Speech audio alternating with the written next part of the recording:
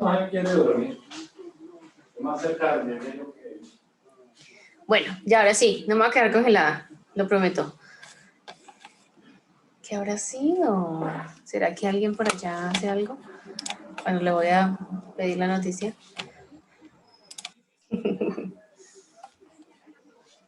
Bueno, ya vamos aceptando.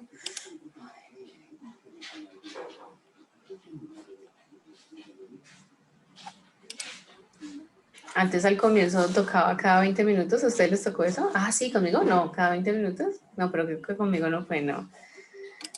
Cada 20 minutos tocaba mandar el nuevo link, qué loco. Bueno, tú, 24, muy bien. Listo, excelente. Vamos a iniciar. ¿Listo? Ah, y la noticia entonces, ¿ya está David? ¿David o Daniel? Daniel, profe, Daniel. Daniel. Ya entonces resumieron, creo que Patricia me resumió la noticia, bien interesante. Sigan buscando acerca de ese tema, porque ese tema a futuro, en serio que nos va a impactar bastante. O sea, si ahorita nos... Pero, profe, yo te hago una consulta. El agua empezó a cotizar porque en California es donde se está agotando. ¿Sí? O sea, en California es un estado de Estados Unidos que se utiliza mucho y se está agotando. Casi que no hay, de hecho, toda la traen de otros estados, inclusive de Canadá. Pero sí. ¿Por qué solo por ese estado faltar cotiza ya en la bolsa? ¿Por qué qué? Porque solo si faltó o es escaso en ese estado, empieza a cotizar en la bolsa en general. Porque pues como ya, recuerden que la economía es la distribución de los recursos escasos.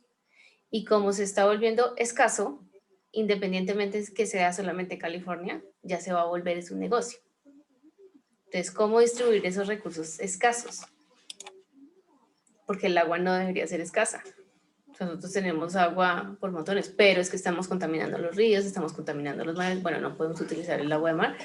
Los yacimientos, por la minería, por múltiples razones, el agua no está siendo bien tratada a nivel mundial. Y el fracking, profe. Por el fracking, o sea, la minería, sí. Y pues por otras cosas. ¿Cómo se recuperó? Se está recuperando el planeta con las cuarentenas, ¿no? Si veían cómo estaba la bahía de Cartagena, de Santa Marta. Sí, nosotros somos el animal. Fin de semana no hay cuarentena. ¿No hay cuarentena? No, profe, hay algunas restricciones, pero no hay cuarentena total. Este fin de semana no hay cuarentena. ¿Este fin de semana qué? Dijeron que no, 30 y 31 es día normal, o sea, la gente puede salir, no hay ni toque queda ni nada. Pero pico y cédula sí. Sí. Pero leí De que noche, sí. los parques estaban cerrados y que no habría ciclovía. Ciclovía. Ah, no hay ciclovía. Ah, bueno. Hay otras zonas que van a estar entran otra vez en cuarentena, pues porque el nivel está muy alto. Es Suba, por ahí vi, zona Rincón, no, hay otras zonas como tales. Sí, ¿otra vez Suba? ¿Alguien vive en Suba? Pero como tal es como un barrio, profe. Según ahí lo que leí, exactamente es como son dos barrios en específico.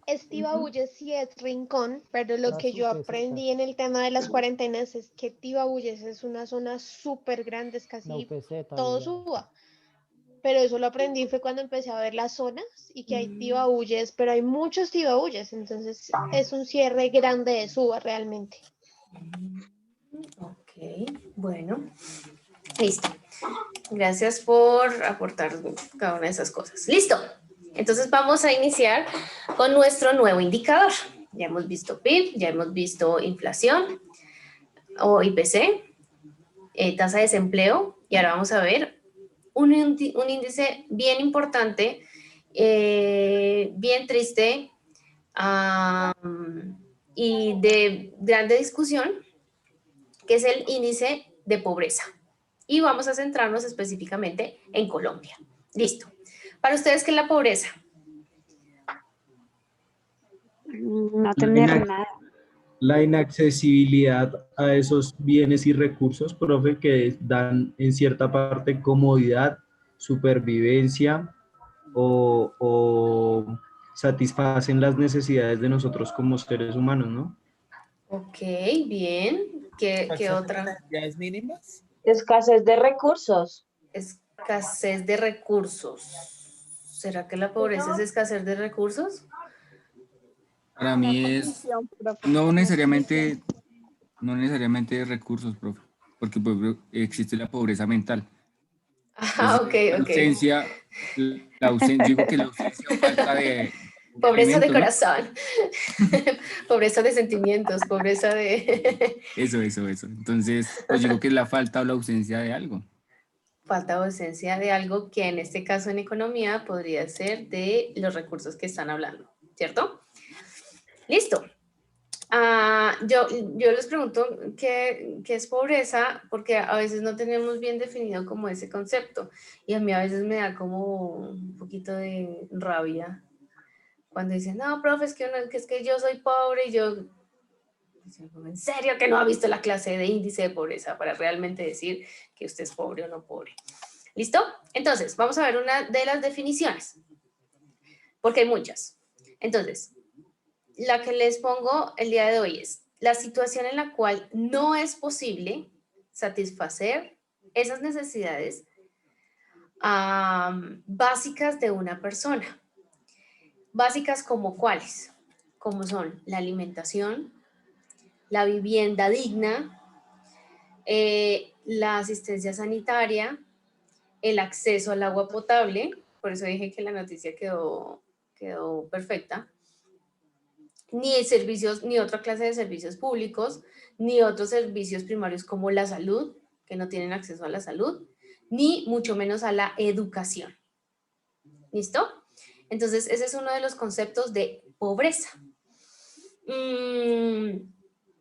¿Qué ocasiona que muchos países tengan pobreza?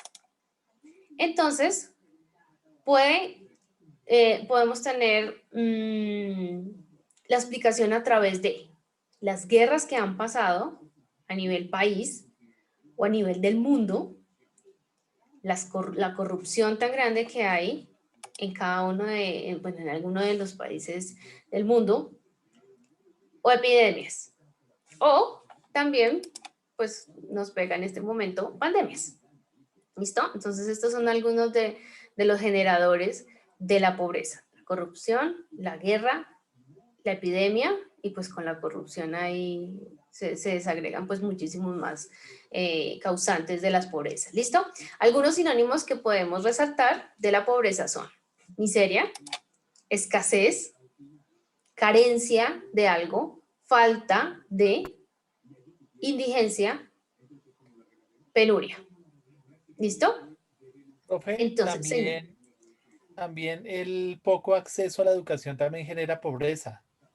Sí, por eso uno de los conceptos aquí, mire, aquí arribita. Y eso está en lo primero que es. Ella lo dijo. Educación. La pobreza.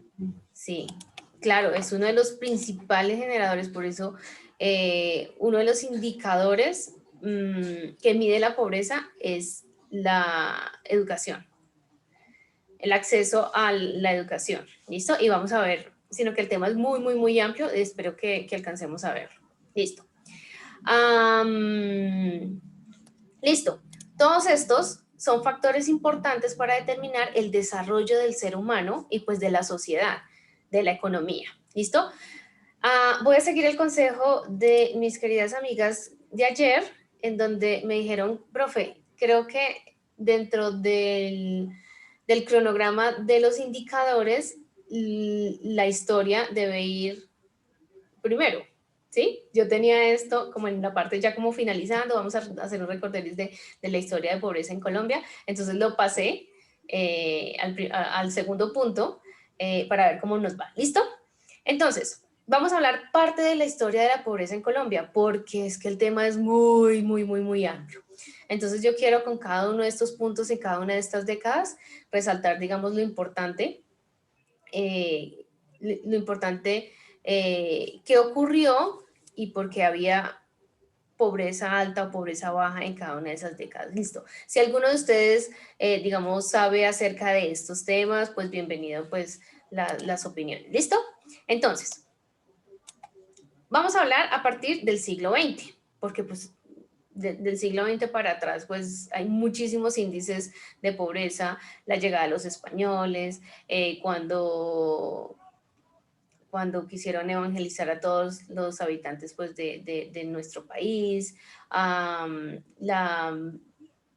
disputa de territorios causaba también pobreza. Listo, pero entonces vamos a ver la primera parte del siglo XX. Listo.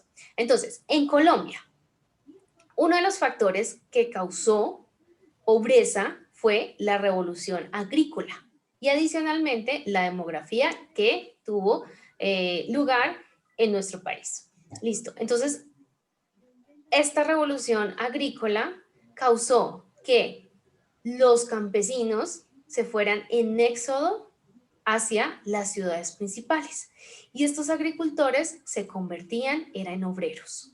¿Listo? Digamos que podemos hablar acerca de algún desplazamiento, ¿sí? Entonces, al haber desplazamientos, más adelante en los años 90 y comienzo del siglo XXI, vamos a ver desplazamiento, pero es causa de violencia, ¿listo? Entonces, causa de la revolución agrícola y demográfica hizo que Colombia tuviera unos altos índices de pobreza. Listo. Vamos a trasladarnos a la década de los 50. Entonces aquí Colombia, bueno, venía desde un poco más atrás. Colombia venía atravesando unos episodios de violencia entre conservadores y liberales. ¿Sí? ¿Recuerdan eso? En la historia de nuestro colegio, cómo se disputaban entre liberales, conservadores. Entonces, 4 años era un liberal, 4 años era un conservador. No sé si de pronto sus abuelos o si de pronto sus abuelos o sus padres les han comentado cómo era esa época. Se miraban mal si era liberal, se miraban súper mal si eran conservador, los barrios tenían que ser o todos conservadores o todos liberales y no se mataban en las calles. O sea, era una cosa totalmente loca, intolerante, irrespetuosa y yo no me acuerdo, mi abuela me contó que ella era, yo no me acuerdo, creo que era de la línea liberal y era del Socorro, imagínense, o sea, una cosa totalmente loca. Bueno, Profe, pero entonces, señor. Yo recuerdo algo que me contó mi mamá cuando en la época de la violencia que a mí me dejó pues, totalmente traumado, que ellos estaban, después de la muerte de Jorge Eliezer Gaitán, estaban en la iglesia y el padre les dijo que no era pecado matar cachiporros. ¿Cachiporros Y eran después, los liberales? cachiporros eran Los liberales. Los liberales. Sí. Y los Entonces ellos godos. tuvieron que salir a la noche siguiente, salir del pueblo porque los iban a matar. O sea, ¿ellos eran liberales? Sí, y a ellos les tocó salir del pueblo esa noche. Oh, por Dios, qué locura, ¿no? Imagínate, o sea, el nivel de, no sé, de inconsciencia de la misma, o sea, inclusive el mismo padre diciendo Sí, en la iglesia que no sí, qué era pecado matar irresponsable. cachiporros. Qué irresponsable. Y nos vieran ahorita todos liberales, ¿no? Ay. Dios mío, sí, terrible. Y sí, casualmente fue lo de Gaitán por esa época. Listo. Pero entonces, después de toda esta década, hubo una pequeña disminución en los niveles de pobreza, en donde empezaron ya como a nivel mundial a hablar acerca del indicador de necesidades básicas que se tenían que ser satisfechas. Y adicionalmente de algunos puntos acerca del desarrollo humano. ¿Listo? Pero entonces ahí hubo una disminución en estos indicadores. Pasémonos a la década de los 70. Entonces aquí nosotros tuvimos un presidente en los años 70, en 1970, perdón, Misael Pastrana, el papá de Andrés Pastrana.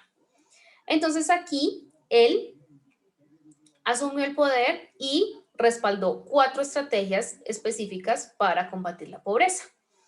¿Y cuáles eran estas? Era acelerar la construcción de vivienda, según lo que decía su gobierno, promover las exportaciones, o sea, ahí empezamos como a abrirnos al mundo, pero realmente fue en los 90, e incrementar la producción agrícola. Esperen, 1, 2, 3, me falta una. La construcción de vivienda, promover las exportaciones. Bueno, les debo la cuarta. Entonces, ¿qué pasó aquí? En 1970. No sé si ustedes tienen conocimiento que una de las formas de medir también la pobreza de un país es con muy bajos niveles de mortalidad en los niños menores de 1 año. Entonces, la pobreza de un país se mide en la cantidad de niños que no mueren antes del primer año. Y pues imagínense, para esa época era una cosa loca, o sea, se morían y pues nosotros teníamos unas tasas supremamente altas. Y hoy en día es muy importante, o sea, hoy en día cuando uno va a tener sus bebitos, entonces está por el lado de los ginecólogos o ginecólogas, en donde velan por la vida de la mamá, porque también se mide la pobreza de un país con la mortalidad de las maternas. Entonces no pueden morirse las maternas. Y por el otro lado están los pediatras, en donde tienen que velar porque los niños no vayan a fallecer, ¿sí? Por eso en la sala de partos está el ginecólogo y aparte está el pediatra, ¿sí? Y cada uno pues hace su labor. Y pues estos índices tienen que ser supremamente bajitos. Entonces aquí, ¿qué pasó? Aquí pasamos del 12% de mortalidad de niños menores de 1 año a el 7% en este mandato. Y adicionalmente, aquí mismo se aumentó el índice de calidad de vida, que también ayuda a aportar al índice de pobreza, en donde se elevó en la calidad de vida de los colombianos del 64% al 71%. Y adicionalmente, la pobreza en estos años disminuyó, porque es inversamente proporcional, o sea, el índice de calidad de vida aumenta y la pobreza empieza a disminuir. ¿Listo? Por los años de los 70, listo. Además, entre 1974 y 1978, en otro gobierno, Alfonso López Michelsen, se implementaron acciones que pues ayudaron, que era el Plan de Desarrollo Rural Integrado y el Plan de Alimentación y Nutrición, que no se había tenido en cuenta en gobiernos anteriores. Listo, entonces entramos a la década de los 80. ¿Qué pasa en los 80? Ustedes sí ya, muchos de ustedes se acuerdan, muchos de ustedes, digamos, tienen más de 30 años, ¿cierto? O de pronto sus padres les han comentado. ¿Qué ha pasado? Chicos, préndame las cámaras, por favor. ¿Qué ha pasado en la década de los 80? ¿Qué pasó? Pues, profe, yo sí tengo más de...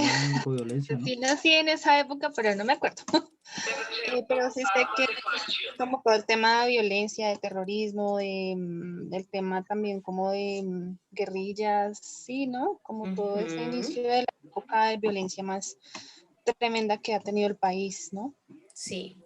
¿Cuándo se inició la guerrilla? El tema del narcotráfico. El tema del narcotráfico en los 80. ¿Pero cuándo se inició la guerrilla? ¿Alguno de ustedes saben? Profe, ¿Qué década? Los 60. No escuché, perdón. En los 60, dependiendo del grupo guerrillero, porque pues digamos las FARC fueron como del 67, los del ELN, pero por ahí. Creación del Frente Nacional. Pero En fueron una creación de 1964, diferentes profe. frentes, Listo. En 1964 se hace la fundación de la guerrilla de las FARC. El Frente Nacional, primero creo que fue el Frente Nacional. Sí, señora. Sí, el Frente Nacional. Y por el Frente Nacional empezaron a surgir las guerrillas. Ahí, las guerrillas. Listo. Entonces, miren la época. Les quería preguntar la época. Ahí ya habían 20 años, prácticamente. ¿Listo? Entonces, Colombia venía rezagado con una violencia, ya sea rural, y entraban también a las ciudades. Entonces, ya en la década de los 80 todo se dirigió fue al narcotráfico, ¿sí? Adicionalmente de lo que nosotros teníamos como país. Antes, en serio, que hemos sobrevivido. Entonces todo esto se dirigió, fue al narcotráfico, y lo económico y lo social empezó a rezagarse. Entonces ahí dejaron de un lado la inversión social, descuidando a las personas más vulnerables, etcétera, etcétera. ¿Listo? Entonces, en esta década, los índices de pobreza en nuestro país totalmente disminuyeron. Y el gasto público, o sea, el gasto en policía, en ejército, creció hartísimo. Entonces, teníamos una deuda también alta con los bancos mundiales. ¿Listo? Entonces aquí hubo una inestabilidad social terrible. Señor. La inversión extranjera también se disminuyó por lo que el Estado ya estaba en guerra directamente con el narcotráfico. Ahí fue cuando mataron a Lara Bonilla, después vino el bombazo contra el DAS y muchos actos más, pero los más marcados en esa época fueron esos dos. Bueno, mataron a Lara Bonilla y el bombazo contra el DAS. Entonces ahí la inversión extranjera se redujo al nadie mínimo. quería venir por acá, nadie quería invertir en Colombia, nadie, nada de nada. O sea, miren la desgracia de tener una guerra en el país. Yo nací en los 80 y algo me acuerdo. No, y además tuvimos un montón de desastres, tuvimos lo de Armero, tuvimos, uy, no, eso fue creo que lo del Palacio de Justicia, en la década de los 80, no, o sea, yo creo que ahí ya decían que sí iba a venir el fin del mundo. Y me acuerdo, yo viví en Medellín y yo tenía como unos 5 añitos, como 6, y íbamos por la vía, por la autopista, y por un lado la policía y por el otro lado los narcos, y las balas eran así, o sea, alcanzaron a impactar el carro y todos los carros, pero a 1000. Y pues a nosotros gracias a Dios no nos pasó nada. Mi hermana nos salvó de una bomba en un centro comercial porque empezó a llorar y a llorar y a llorar y a llorar. Entonces, bueno, nos tocó irnos porque la niña está llorando. Y pum, luego una bomba. O sea, era tenaz la vida en esa época. Listo. Vámonos a otra época. Listo. En la misma. 1986. Listo. Aquí se crea el plan de erradicación de la pobreza absoluta, ¿listo?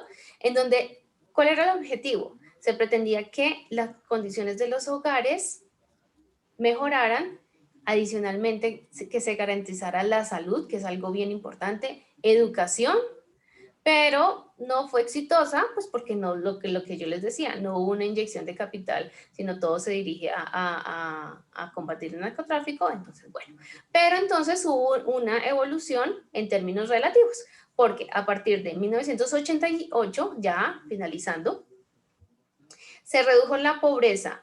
En 1988 estaba en 59%, imagínense, 59% en Colombia eran pobres, a 53.8 en 1991, ya iniciando la siguiente década. Y se redujo 2 puntos más para 1993 y llegó al 51%. ¿Listo? Eso ya es, entramos a los 90. Listo. Aquí, en los 90. Entonces aquí se crea una red de solidaridad social en 1996, en donde iba a beneficiar a 2.8 millones de personas. Y esta red de solidaridad tenía 7 estrategias direccionadas al ámbito social, que era seguridad social, desarrollo humano, mejoramiento de su hábitat, equidad y participación de la mujer, que pues también estábamos un poco ahí rezagadas, atención a minorías étnicas, justicia y desarrollo de la economía solidaria. Entonces, ¿qué pasó? Aquí, digamos que tuvieron unos impactos positivos, pero otros disminuyeron. Entonces, vamos a verlo. Entonces, entre 1994 y 1996, el gasto social como proporción del PIB pasó del 12% al 15%. O sea, hubo más gasto social en lo social, lo cual mejoró. Y tuvo un impacto positivo en la calidad de los colombianos, en donde se redujo otro indicador importante para medir la pobreza de un país, aparte de los que ya les dije de mortalidad en los niños y en las maternas. Analfabetismo. Entonces, en donde disminuyó, imagínense, del 15% que había en 1964, o sea, el 15% de la población era analfabeta en 1964, y pasó a el 6.6 en el 1993. O sea, buen dato, ¿verdad? Adicionalmente, otro índice, las personas con ingresos menores a $2 al día, pasó del 33% al 13%. Cubrimiento de electricidad en cascos urbanos pasó del 63%, que solamente tenían acceso en 1974, y ya todos los cascos urbanos pasaron al 100% en 1995, pero ¿se acuerdan del apagón? ¿Ustedes estuvieron en el apagón? Yo sí, profe. Laura Gaviria y eso. Laura Gaviria, sí. Yo hacía tareas con vela. Era una cosa loca. Y nos levantábamos, yo no sé, como a las 4 de la mañana, ¿cierto? Y todos A así mí me la contaron. con frío. Ay, se la cantaron. Todos éramos así esperando el bus del colegio con frío. Y oscuro porque estaba tocado salir más temprano, se adelantaba toda una hora. Todos se levantaron ahora, sí. Y haciendo tareas con velita. Ay, bueno, algo para contarle a los hijos. Listo. Vámonos a 1999. No. Niños, ¿no? Aquí los pobres aumentaron un montón. 22.5 millones de personas, o sea, 2.900.000 personas más que en 1997 llegaron a la línea de pobreza en nuestro país. Entonces, aquí se gastó un montón, gasto público, se deterioraron todos los indicadores de riesgo para nuestro país a causa de, pues, la volatilidad que había en la economía. Recuerden todo lo que había de desempleo, de inflación, recuerden las gráficas. Adicionalmente, había inestabilidad en el sector financiero y nuestros queridos amigos de grupos insurgentes eran ataque tras ataque, secuestros, emboscadas, masacres, desplazamiento. Bueno, todo esto, como maldición que tenemos, todo esto produjo que hubiese un aumento en el índice de pobreza en nuestro país. ¿Listo? Vámonos a, digamos, a algo más alegre. Entonces, 2015, hubo una campaña que se llamó Campaña Milenio, en donde tenía 8 objetivos específicos. Estos eran, bueno, eran también bien arriesgados. Era erradicar la extrema pobreza y el hambre en nuestro país. Lograr que la educación primaria fuera universal, o sea, que todos los niños de nuestro país tuvieran acceso a educación primaria. ¿Y eso cómo está en este momento? Tenaz, ¿verdad? Con lo de la pandemia.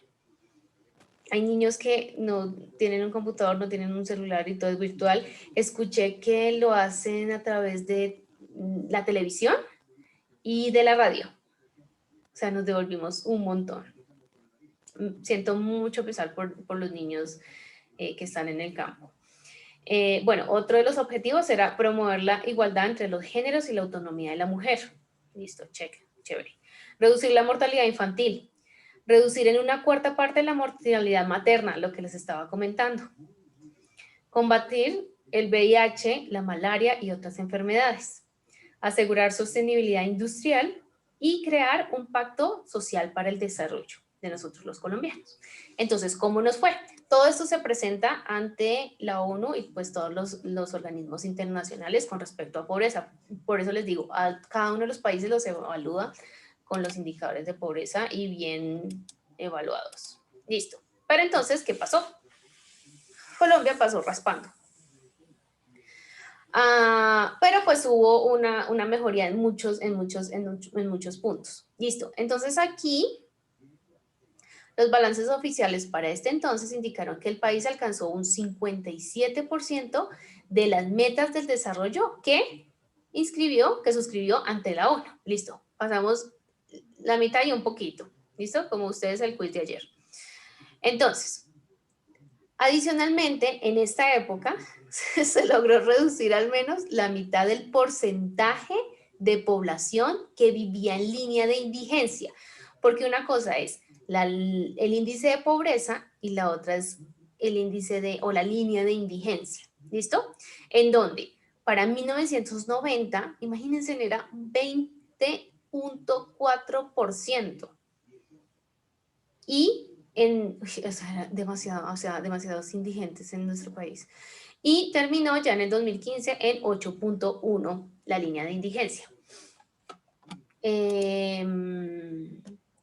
en esta época Es que la de los realidad 90, de nuestro país, señora, perdón, tranquila. es que la realidad de nuestro país es así. Por ejemplo, en Cartagena lo más lindo es Barú, la zona histórica y no más, pero vaya y mira en otros lados, el índice de pobreza es bastante alto.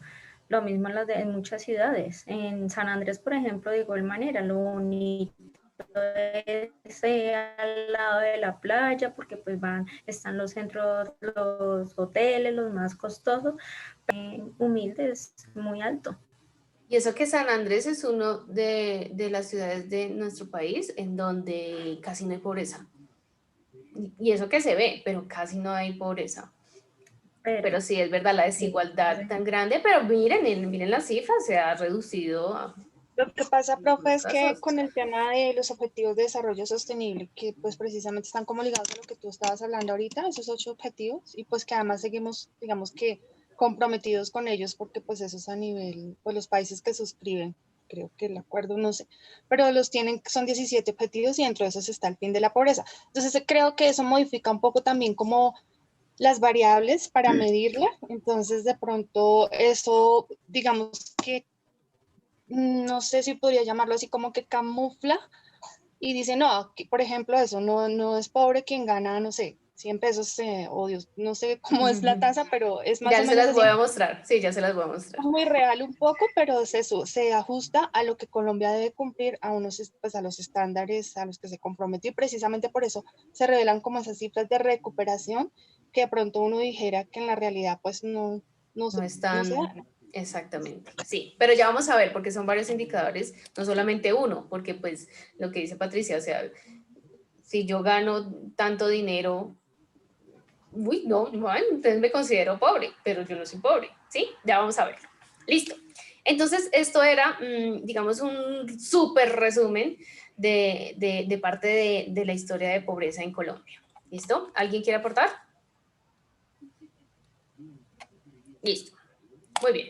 Entonces, ¿cómo se mide la pobreza? ¿Listo? Entonces, hay varias organizaciones alrededor del mundo que miden la pobreza. Está el Banco Mundial, el Fondo Monetario Internacional, el Programa de Naciones Unidas para el Desarrollo. Ay, yo apliqué tanto, o sea, mandé tantas hojas de vida a las Naciones Unidas para el Desarrollo. Y yo cada vez que veo ese logo, ay, algún día. O sea, en serio que cuando estaba en la universidad mi sueño era trabajar allá. Me parecía como tan chévere, pero bueno, no importa. Estoy enseñando y también amo enseñar. Listo. Entonces, estas tres organizaciones miden el nivel de pobreza.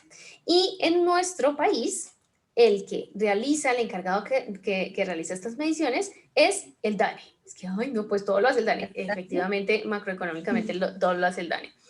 Pero entonces el DANE mide dos índices de pobreza. La pobreza multidimensional y la pobreza monetaria. ¿Listo? Entonces ahí ya se divide en dos y ya hacen como que, ok, listo. Uno es por el lado de dinero y ya la otra es por necesidades. Por una clase de necesidades que ya las vamos a ver. Listo. Entonces, ¿cómo se mide la pobreza? Entonces es muy difícil, muy complicado medir la pobreza, porque puede que una persona se considere pobre, lo que yo les decía al comienzo, pero realmente no es pobre. ¿Listo? Entonces, se expresa con aspectos relativos y en diferentes contextos. Por eso una es la monetaria y la otra es multidimensional. ¿Listo? Entonces, algunas definiciones se dan sobre pobreza sobre un mismo camino, que es no disponer sobre los recursos o los medios mínimos para la subsistencia de un ser humano. ¿Listo? Ese por un lado. Y el otro es ya definirlo por la alimentación, la escuela, el no saber leer, el no tener trabajo, puede ser considerado también pobre, o vivir del día a día, también se puede considerar ser pobre, o, esperen, ya la escuela, no saber leer, no tener el trabajo, el día a día, y pues incierta si tengo el recurso o no lo tengo. ¿Listo? Entonces, antes de ver las dos formas en la que el DANE mide la pobreza en Colombia, vamos a ver cuáles son esas necesidades básicas insatisfechas que se consideran que ayudan para la subsistencia del ser humano. Listo. Entonces, son 5. Entonces, estas necesidades básicas van a señalar la carencia o la insuficiencia por parte de un hogar. ¿Listo? Entonces, ustedes van a ver cuáles ustedes tienen y cuáles hace falta. La primera, viviendas con... Señora. ¿No? Okay. Perdón, qué pena. Estaba leyendo donde dice... Ok, tranquila. Listo. La primera, vivienda con materiales adecuados. Entonces es una forma de medir si se están cumpliendo las necesidades básicas insatisfechas. En este punto podemos hablar, por ejemplo, de los pisos. Entonces, si un hogar tiene pisos en cemento o no tiene piso, ¿es considerado pobre o no pobre? ¿Listo?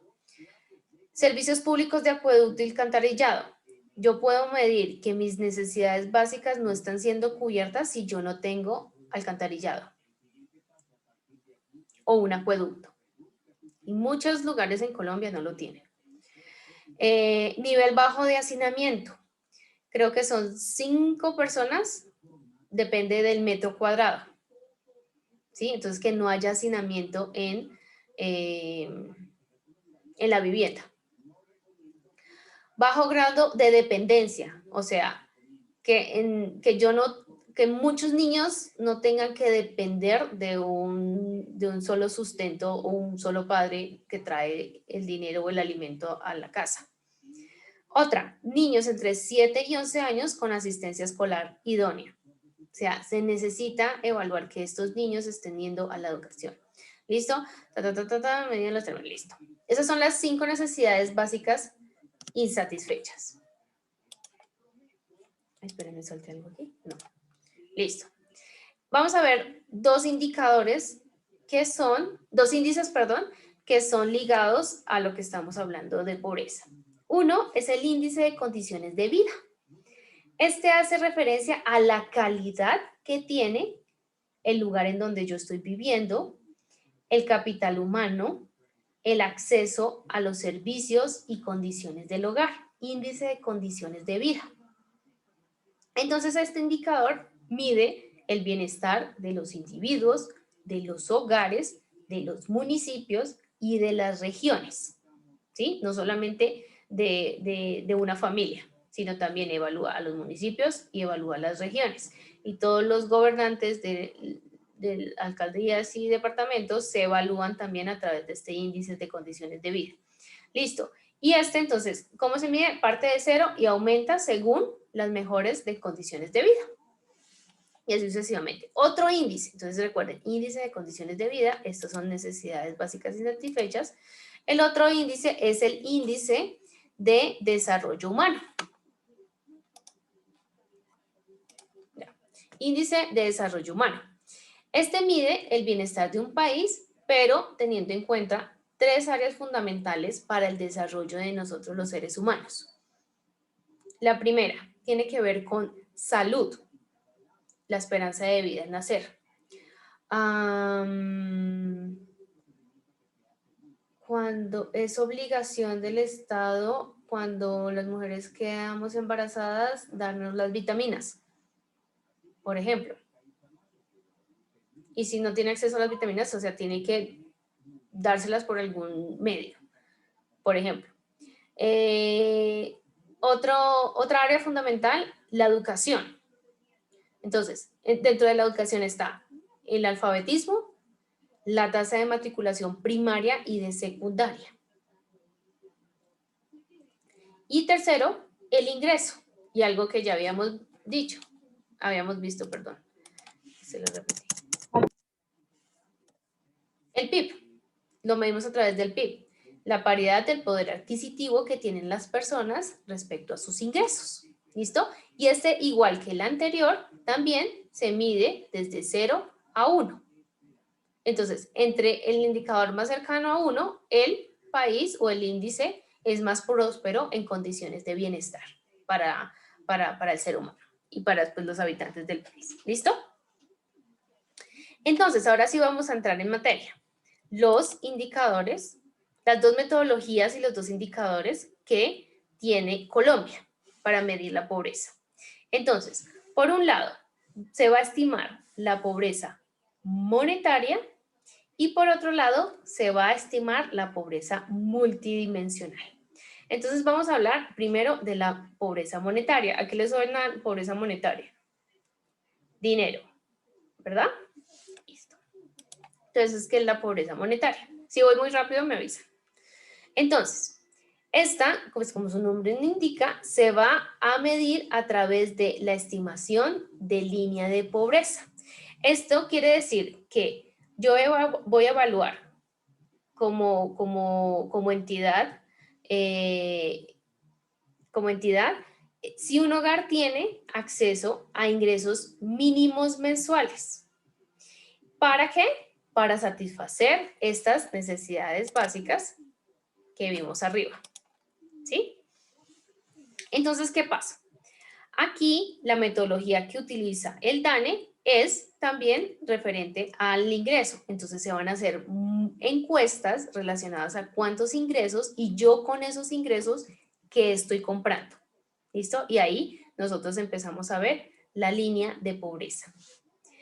Este índice de pobreza monetaria se da gracias a unos estudios de un economista que se llama Amartya Sen. Él entregó unos estudios en 1988 y fue hasta 1998 que la Universidad de Oxford, pues en comunidad con él, crearon el índice de pobreza multidimensional, y lo aplican todos los países. ¿Listo? Ahí les puse la foto de la Universidad de Oxford, pues para que vean que nosotros somos muy parecidos a ellos, porque utilizamos instalaciones antiguas, por ejemplo. Y no se vayan a confundir, esta no es Hogwarts, sino Oxford. Te iba a decir, se parece para ese edificio que es patrimonio histórico de la humanidad, digamos, con la nacional que está cayendo. Sí, no, pero yo no la comparo con esa, yo la comparo con la de nosotros. Sí. Ah, no, eso sí. Pero está en perfecto estado nuestra universidad. Está muy bien. Sí, es bien bonita. Yo ya les había dicho que eso parece una galería, eso y no se siente todo placentero. Y bueno, listo. Entonces, fue creado por este economista y la Universidad de Oxford. Entonces dicen, ok, ¿cómo así? Porque muchas veces dicen, no, ese índice está mal medido, eso está ahí como todo sesgado, eso, ¿qué pasa? No, pues, quería mostrarles que esto fue creado por él. ¿Y qué pasa? Entonces aquí ellos decían que la pobreza no se va a medir en función de las posesiones que tenemos nosotros, sino en la capacidad para el ejercicio de los derechos básicos de un individuo. Entonces, si yo tengo muchos carros, o si no tengo carros, la pobreza no se va a medir por lo material, ¿ok? Sino por esas necesidades o que yo estoy siendo cubiertas básicas para el ser humano. ¿Listo? Entonces, dentro de esto, dentro de esta metodología de la pobreza, mentiras. Aquí, oigan, no, me corrigieron. Esta es la monetaria y esta es la multidimensional. Entonces, dentro de la multidimensional, se van a incluir 5 dimensiones. Entonces, estas 5 mediciones va a evaluar la carencia que yo tengo de eso básico para mi familia. La primera dimensión es la condición educativa del hogar. ¿Cuántos han hecho la primaria, la secundaria o cuántos son analfabetas? ¿Sí? Las condiciones de la niñez y de la juventud. Estas se desagregan en 15 dimensiones más, en 15 temas más, y ya se las voy a decir específicamente. Otra dimensión está la salud y el trabajo. Y por otro lado tenemos el acceso a los servicios públicos y las condiciones de la vivienda. Cada una de estas dimensiones se evalúa a través de unos porcentajes. Ay, venga, se los muestro. Entonces se evalúa a través de unos porcentajes. Entonces, listo, aquí. Ok, listo. Entonces tenemos 5. La educación, las condiciones de la niñez y juventud, el trabajo, la salud, las condiciones de la vivienda y de los servicios públicos. ¿Y qué pasa? Aquí voy a resaltar esto. Entonces, se va a considerar pobres aquellos hogares que tengan un índice de pobreza multidimensional con un promedio igual o superior al 33%. Pero entonces, ¿de dónde sacamos ese 33%, profe? Entonces, le vamos a dar una ponderación a cada una de estas 5 dimensiones. Y esa ponderación es la siguiente. Entonces, para educación, le damos una ponderación de 0,2, o sea, del 20%. Y de ahí se va a dividir, ese 20% se va a dividir en 2, que es analfabetismo, 10%, y bajo logro educativo, 10%. Entonces, llega y se encuesta. ¿Quiénes en este hogar son analfabetas? ¿Quiénes en este hogar tienen bajo logro educativo? ¿Listo? Y se le da la ponderación. Entonces, esta es de 20%. Con respecto a la segunda dimensión, trabajo, se divide en 2. 1 es el trabajo informal, que se le da una ponderación de 10, y el desempleo de larga duración, ¿recuerdan que ayer lo expusieron? De larga duración, 10%. ¿Listo? Entonces preguntan, ¿quién trabaja aquí? ¿Quién tiene un trabajo informal?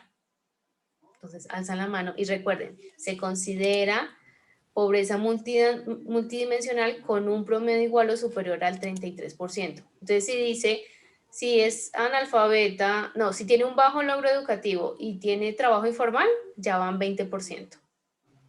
¿Listo? Vámonos para la otra dimensión. Salud. 20%. Y este se divide también en 2. Con respecto a sin aseguramiento en la salud, o sea, si alguien en el hogar no está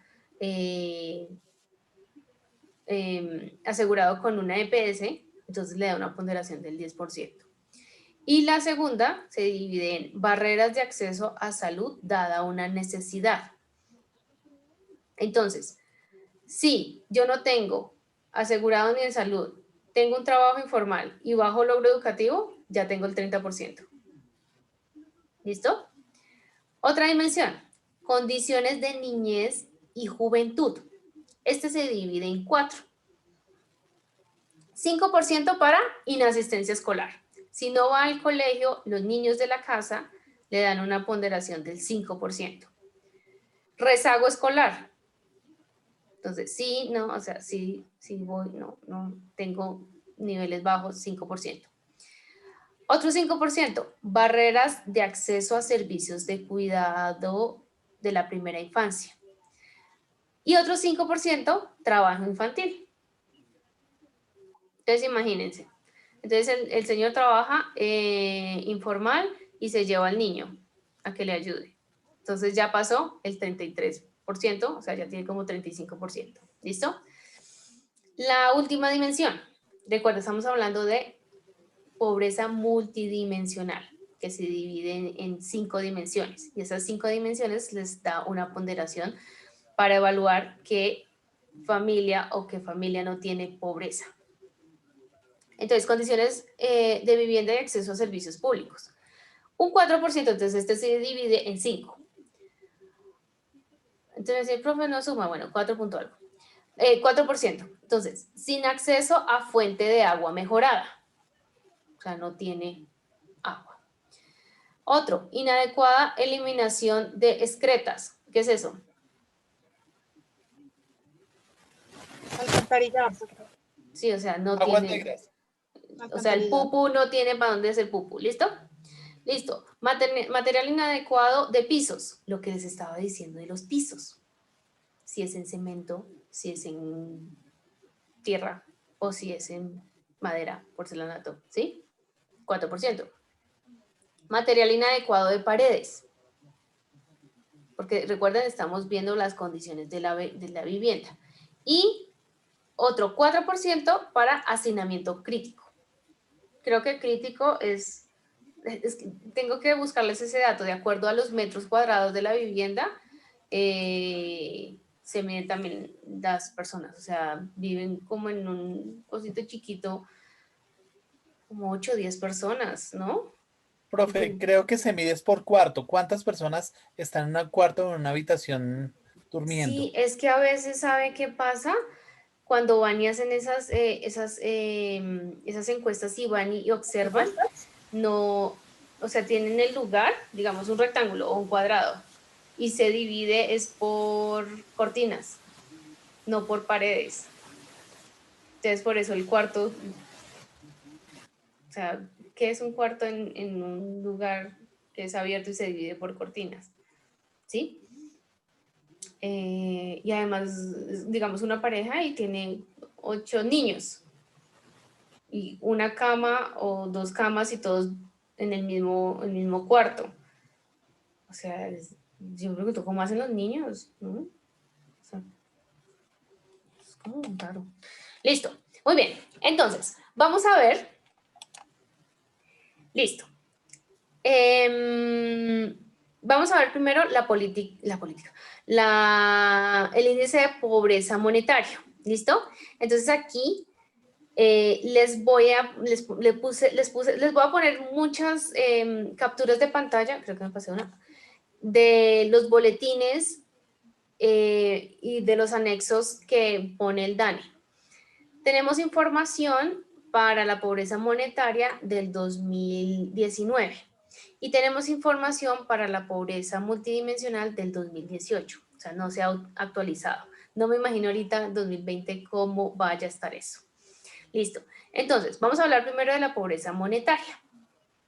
Esta se divide en dos: la pobreza monetaria extrema y la pobreza monetaria.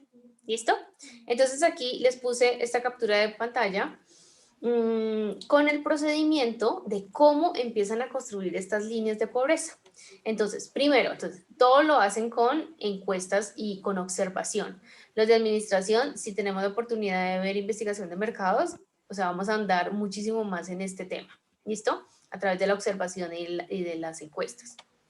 Listo. Entonces, ¿cuál es el procedimiento? Para este lado se seleccionan la población de referencia y pues se dan los hábitos de consumo de estos hogares. Lo mismo pasa con estos. Adicionalmente, se construye la canasta básica de alimentos. ¿Se acuerdan que lo vimos en el IPC? Entonces, para medir esta población referente, digamos este segmento, este nicho, lo que hacen es construir una canasta aparte, para medir, aparte de la que ya conocemos nosotros del IPC, en donde ellos seleccionan diferentes tipos de artículos en donde son los más consumidos, digamos, por este segmento. Y entonces les estoy hablando de la pobreza monetaria extrema. Ahora la pobreza monetaria. Entonces, hay un coeficiente que se llama Orszaghi, que es la relación entre el gasto que tienen los hogares versus el gasto en alimentación para medir la línea de pobreza. Para el caso de la línea de pobreza extrema, se expone el valor de la canasta básica de los alimentos. Ya les voy a mostrar esa canasta básica que corresponde. ¿Listo? Y aquí, bueno, se multiplica lo de la extrema por el coeficiente que yo les estoy hablando, pero pues ese es otro tema, digamos, un poco más amplio, sino que quería mostrarles cómo es el procedimiento de cada una de estas dos.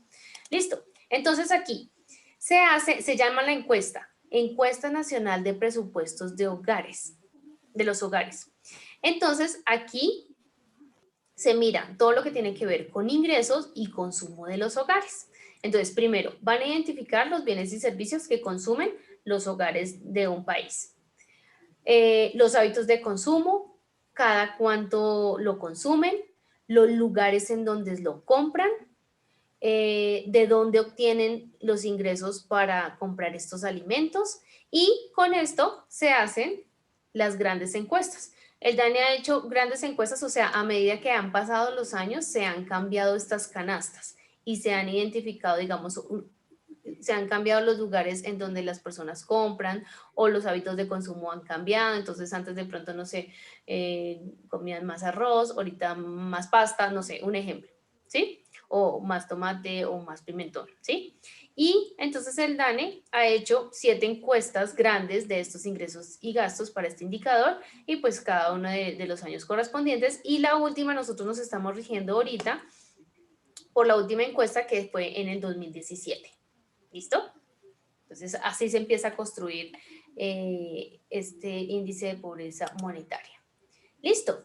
Entonces, en esta encuesta, en esta gran encuesta se llama Gran Encuesta, la Encuesta Nacional de Presupuesto de los Hogares, se evidenció que después de los servicios públicos que nosotros pagamos, los artículos que más se llevan los hogares son los de aseo, en donde se rige un 86%, 86.6% para papel higiénico. Imagínense cómo subió el año pasado. Ahora sí, 90%. 84% de detergente en polvo, 81% jabón en barra para lavar la loza, 80% crema dental. Bueno, si quieres nos lavamos los dientes, porque eso sí, guacali. Y jabón de cocina. ¿Listo? 79.8%. Voy a mostrarles los productos que son más adquiridos por los hogares colombianos. Tenemos en un 71%, 78.1% huevos de gallina u otras aves. ¿Cómo cuáles otras aves? Huevos de... La codorniz, profe. La codorniz. Los de codorniz. Codorniz. Pato. ¿Pato? Ay, no, huevos de pato no. Son muy ricos. De avestruz, profe. De avestruz. Esa vaina de pato. Ay, ya dijeron que comieron huevos de avestruz. Ya van a Claro, decir profe. que comieron ¿Donde huevos uno de... los vende? ¿No los ha averiguado? No he comprado, pero últimamente, pero sí. No me digan. No, pues En el los de uno pica piedra, Fui pues. una vez a una finca y tenían esos cosos y vendían los huevos. Yo no sé si se comen, pero sí sé que los venden y hay ¿Cuáles gente- cosos? ¿Los avestruces? ¿Los huevos de avestruz? Tenía avestruz y aparte era la finca, piscina, y al lado tenían como unos 20 avestruz, así una cosa inmensa, y vendían los huevos de esos bichos. De hecho, uno les podía dar comida y todo. Ay, no es un bicho. De esos animales del Señor. Y eso Eh, es eso. Ok. Bueno, no, yo no. Aparte de... Ay, no voy a decir nada. Listo. 74% trigo, 69% pan, carne de res sin hueso, 76%, tomate 65%, carne de gallina o pollo. Consumimos más carne que pollo. Yo pensé que era diferente. Pues porque el pollo yo lo puedo tener en mi finca, ¿no? Bueno, aceites de girasol, papa, cebolla y panela. Entonces, miren, los principales: huevos, trigo, pan, tomate, pollo o gallina, aceite, papa, cebolla cabezona y panela. Bien, ¿listo? ¿Con eso sobrevivimos? Sí, ¿cierto? Listo. Por otro lado, en esta encuesta se analizaron aquellos, digamos, gastos extra referente a alimentación que se tienen por fuera del hogar o que se adquieren por fuera del hogar. Entonces, imagínense, El 62% corresponde a almuerzos completos. El 40.7% a emparedado, o sea, yo no sé en Colombia quién dice emparedado. Emparedado, eso es como mexicano, ¿no? Empanadas, bollos envueltos, tamales, pastel de pollo, perros calientes, hamburguesas, pizza y similares. Y lo peor es que no he comido. Profe, el emparedado debe ser los dos pancitos con El la manteca. sándwich, no el sándwich, el emparedado es el sándwich. El sándwich. O sea Sí. que la gente desayuna, lo más completo es el almuerzo.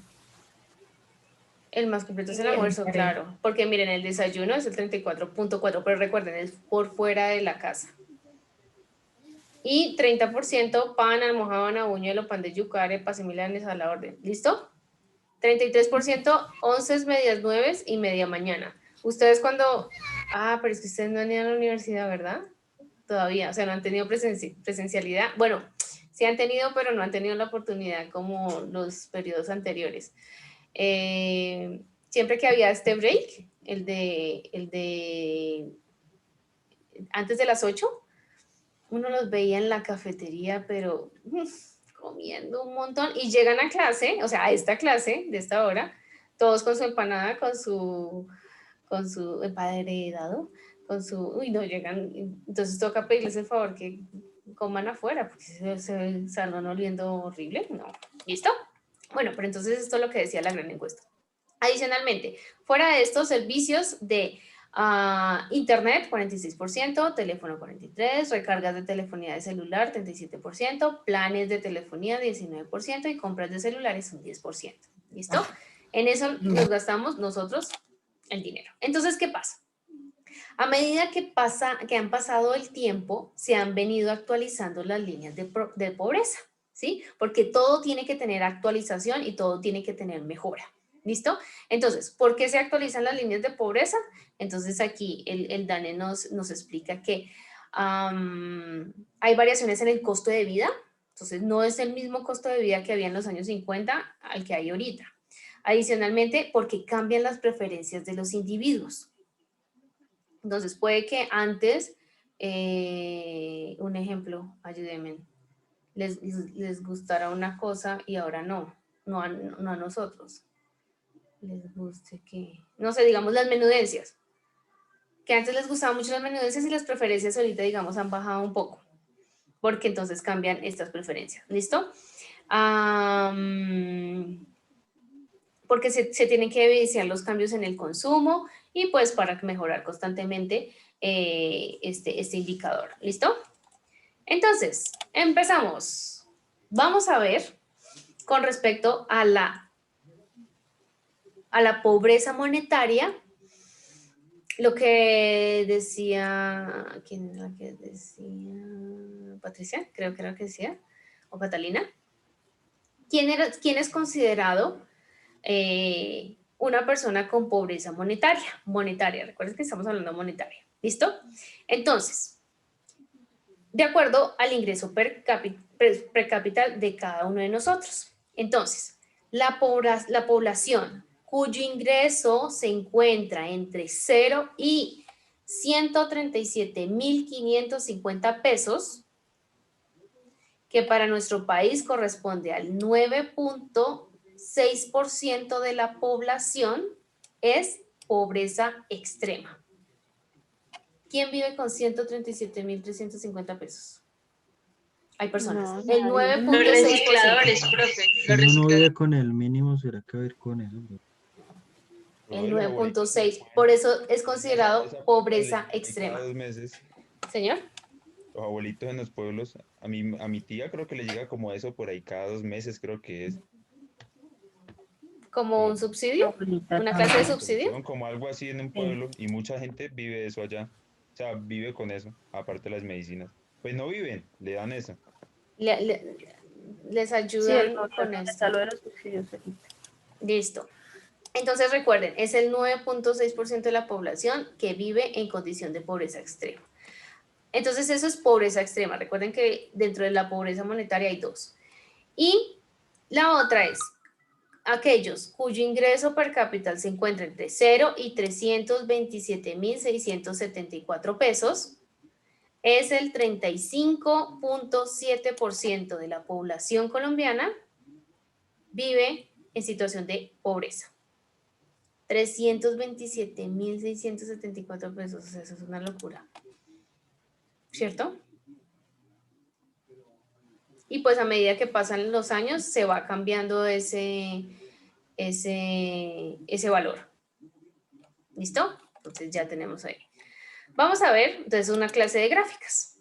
Entonces, línea de pobreza monetaria por departamentos. ¿Listo? Entonces ven que para la pobreza monetaria, miren, en Bogotá es de 448.749 pesos, considerado pobreza monetaria que vive con este valor un mes. Listo. El que menor es Guajira con 252.893. Se hace el promedio y se saca estos 327.674 pesos. ¿Listo? Entonces, entre los departamentos que están en los niveles más bajos, Guajira, Córdoba, Cauca, Chocó, Nariño, Boyacá, César, bueno, es que César, Tolima, Huila, Meta Atlántico, bueno, listo. Vamos a ver, se me olvidó esta. Ok, este es en valor y este es en porcentaje. Listo, entonces aquí, en 2019, el mayor nivel de incidencia de la población monetaria lo registró Chocó, con un 68.4%, imagínense en eso, de su población es considerado pobre. Y el que menor nivel de dicha pobreza tuvo es Cundinamarca con el 20%. Miren, Chocó, Guajira, Cauca, Córdoba, Magdalena. Y cuando veamos la pobreza multidimensional, vamos a ver que los departamentos no varían tanto. ¿Listo? Listo, entonces Bogotá. Ahí también se ve reflejado el abandono del Estado. Más que todo en esos departamentos como Chocó y Guajira, Cauca, sí, es donde más el Estado no hace presencia con planes sociales, con planes de salud, de educación. Es verdad, totalmente se ve reflejado. Claro que hay un punto con respecto a La Guajira que también es cultural. No sé si de pronto alguien me puede ayudar ahí. Con respecto a, por ejemplo, Uribia y todos estos lugares arriba de La Guajira, en donde no hay agua, que es uno de los lugares principales, porque recuerden que se desviaron el río para poder alimentar a unas empresas mineras, creo que fue así. Entonces desviaron el río, por eso ellos no tienen agua por ningún lado. Pero también culturalmente hablando, allá el primero que come es el hombre. El segundo que come es creo que el adulto mayor. Creo que es el adulto mayor. El tercero que come, la mujer. Y el último que puede comer, sí, son los niños. Son los niños. O sea, uno como que... Sí, entonces, ¿sí ven? Eso es un tema cultural. Por eso tantos niños allá fallecen, desnutridos. No tienen agua, no tienen alimento, no tienen... O sea, listo. Entonces, lo que dice Jorge, gracias, Jorge. Listo. Vamos a seguir viendo un poco más de gráfico. ¡Ay, no! Miren la hora. Listo. Entonces, ya resumiendo aquí, a nivel nacional, ya lo vamos a ver en otra grafiquita abajo. Entonces, para el 2019 la pobreza monetaria fue del 35.7% de la población en Colombia es pobre. Y el 9.6% está en condiciones de pobreza monetaria extrema. Entonces recuerden que está por debajo de entre 0 y 137.350 pesos. ¿Listo? Entonces, aquí, ¿qué pasó? Miren, la azul más oscura es 2018 y 2019 es la más clarita. Entonces, ¿qué pasó aquí? 662.000 personas entraron a la pobreza monetaria y 729.000 personas entraron a la pobreza monetaria extrema. Por eso yo les digo, todavía no han salido los datos del 2020. Yo no me imagino 2020 cómo va a ser. La pérdida de empleos, sin educación, los niños, sin alimento, las personas, las condiciones de la vivienda sin poderlas mantener, terrible. ¿Listo? Entonces, el 37% de los colombianos se encontraba en condición de pobreza y subimos un punto porcentual porque en el 2018 estábamos en 34.7%. ¿Listo? Muy bien. Aquí ya lo vamos a ver. Desde el 2012 hasta el 2019, cómo se estaba comportando esta pobreza monetaria en nuestro país. La línea verde, si lo alcanzan a ver, es la total nacional. La roja es la de los centros poblados y rural y la verde es la de las cabeceras. Entonces, ¿qué pasa? En el 2012, nosotros teníamos una pobreza de el 40.8%. Empezamos a bajar y empezamos a bajar y empezamos a bajar y empezamos a bajar 2017. 2018 bajamos otro poquito y miren 2019. ¿Por qué creen que pasó esto? ¿Qué está pasando? ¿Qué está pasando en Colombia? ¿Por qué se están pasando tantos a pobreza monetaria y pobreza extrema? Normalmente cuando son ese tema de elecciones y demás, en todos los países no siempre hay una variación porque el tema de empleos y eso varía. Eso siempre pasa en los países, ¿no? Normalmente por cambios de gobierno y esa cosa. Bueno, podría ser, pero no sé. ¿Qué otra cosa podría estar pasando? También podría ser de pronto el tipo de contratos, porque antes se manejaban de pronto contratos a término fijo, indefinido, ahorita contratan solamente hora, labor y demás.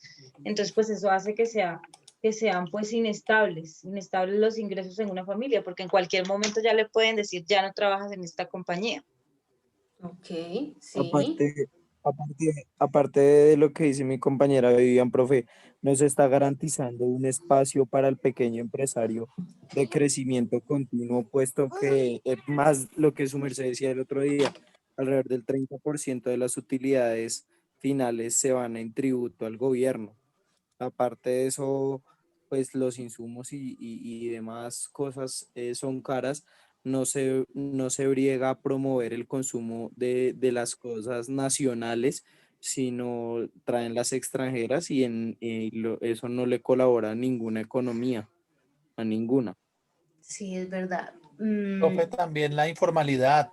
La Es que, por informalidad. ejemplo, uno ve las personas que venden dulces o venden un bonais en un semáforo. ¿Qué tanto puede ganar una persona por un bonais? O sea, ¿cuánto le queda de ingreso? Entonces, ese ingreso es el mínimo. Sí. Yo también creería, profe, que es por la emigración de tanto venezolano a Colombia. Eso también puede influir mucho, ¿no? Sí, sí influye. Sí influye y ahorita vamos a ver un cuadro. De pronto puede... ¿Me quedé congelada? No. Pero ellos ingresan dentro de los datos del DANE a ser población flotante. No. No, es que ellos, digamos, lo que yo he escuchado es que ellos se pueden regalar o sea, en un trabajo le están pagando, no sé, 2 millones a una persona, pero un venezolano se pone a trabajar, hace lo mismo y le pagan, no sé, 1.500.000, entonces regala el trabajo, pierde, digamos, un colombiano un trabajo y contratan ya como tal un venezolano. Lo podríamos manejar. Sí, los que tienen, digamos, Eso cédula. pasó, Señora. eso pasó desde que llegaron toda esa cantidad que dejaron ingresar, que fue desde el 2018. No, eso viene desde 2002, 2000, eso viene, sino que se... Pero fue cuando los fue últimos que años. ingresaron demasiados. Sí. O sea, en el momento en que más, porque muchas empresas contrataron mucho y mucha gente Pero, mano calificada salió y o sea, sí, profe. venezolanos que de verdad pagaban, y profesionales también un día de 20.000, 30.000 pesos. Pero entonces, los que vienen incluidos aquí son los que tienen permiso de trabajo y los que están legales, digámoslo así. Los ilegales no se cuentan. Por eso se hace un cuadro aparte con ellos, podríamos decirlo así. Y cuando empezó, cuando se anunció lo de la pandemia aquí en Colombia y de las cuarentenas, no sé si que ustedes veían que migración de venezolanos estaba devolviendo a su país, ¿cierto? No Sí, sé qué profe. pasó, se devolvieron de nuevo. Bueno, no sé, no, yo no quiero influenciarlos en xenofobia ni nada de esa cosa porque no es correcto. Pero como que se fueron y luego se devolvieron, ¿o qué pasó? ¿Alguno sabe? Lo que pasa es que creo que Maduro cerró la El frontera. inicio de pandemia. No, y ellos nosotros fueron, también. Y luego ellos. Sí. ¿Cómo fue, Viviana? En inicio de pandemia, o sea, recién ellos empezaron a ir y otra vez están retornando. ¿Cierto que sí? Sí. Que fue cuando vimos más o menos la clase, sí, fue cuando vimos la clase, porque en una de las citas, yo tenía las citas en Chía, en una clínica de Chía, entonces teníamos que desplazarnos de Bogotá a Chía, en una de mis citas para el bebito. Y imagínense, o sea, yo estaba toda sentimental. Entonces era la cantidad, pero cantidad de personas que estaban caminando por toda la autopista norte, digamos que se hace hasta Tunja, no sé, sí, como Tunja y luego coger los Santanderes. Que antes y no se podía transitar, no habían carros, todo estaba vacío, o sea, llegábamos a Chía como en 15 minutos, o sea, era una cosa loca. Y yo ver esa cantidad de migración de personas, yo era llore y llore y llore. Entonces volteé a mirar y habían personas, mamás con coches y nos paró la policía. ¿Sí? Y yo y yo así con las lágrimas así. Entonces, que para dónde van? No, que para la clínica. Y me volteé a mirar al policía y el policía, sigan. Sigan, no le pregunto más. Triste, muy triste. Pero bueno, no sé, hay que hacer políticas. Yo hace rato, si hubiese sido presidente, hubiese cerrado la frontera, hace muchísimo, pero se están pasando por la trocha, ¿cierto? O sea, no es que no queramos ser solidarios con nuestros vecinos, pero es que están sumando a un problema que ya tenemos desde hace muchísimos años, ¿cierto? Listo, este es de la pobreza monetaria. Ahora la pobreza monetaria extrema. Recuerden, 137.350. 350. Listo. Entonces, así se ha venido comportando el índice de pobreza monetaria extrema. Antes estaba en 11.7 en el 2012, bajó, aumentó un poquito. Digamos que se ha mantenido constante, digamos 2017 bajó a 8.4. ¿Listo? Seguimos. Listo, hagamos una cosa. Entonces paremos ahí para no cansarlos. Son como otras diapositivas. Las voy a decir mañana al iniciar la clase y sigue la exposición. ¿Listo? ¿Cómo están los de la exposición de mañana? Bien, profe. Bueno, perfecto. Listo. Entonces, ¿hasta ahí tienen alguna pregunta? Nos faltaría política, de pobreza multidimensional, que también es bien interesante. ¿Listo, chicos? Entonces... Profe, una cosita. Señor. ¿Tú me puedes confirmar si resiste el correo que te envié?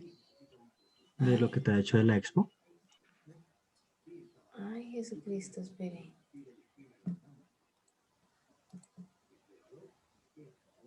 ¿Qué me había hecho de la exposición? Que te envié la expo a ver si tenemos que cambiarle algo. Ya me acuerdo. Sí me llegó, pero espere. Mejor lo abro en el computador. Esperen, hago captura de pantalla de quienes están también.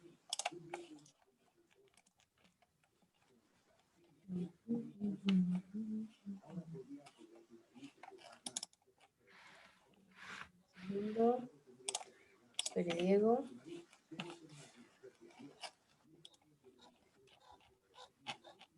Ay, aquí. Listo.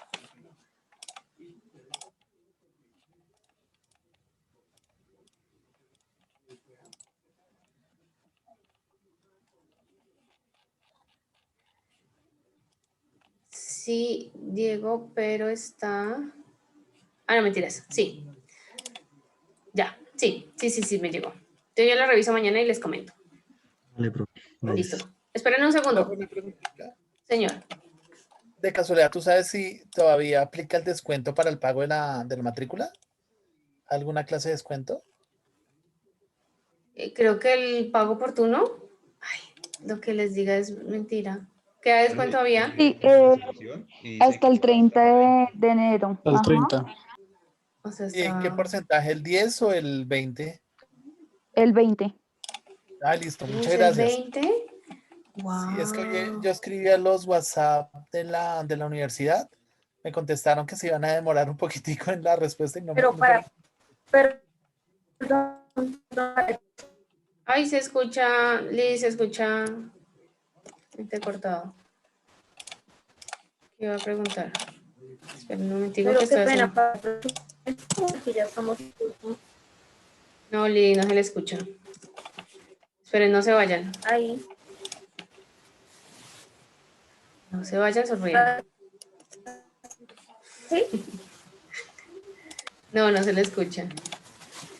Tengo que lo escriban en el grupo a preguntar. ¿Listo? ¿Otra pregunta? ¿Bien? ¿Listo? Que tengan bonita noche. No se les olvide cuidarse. Muchas gracias. Gracias, profe. Todo va a mejorar. Gracias, profe. Estamos estudiando para eso, para que se mejore todo en nuestro país. Gracias, profe. Gracias, chao. Hasta luego, profe. Hasta luego.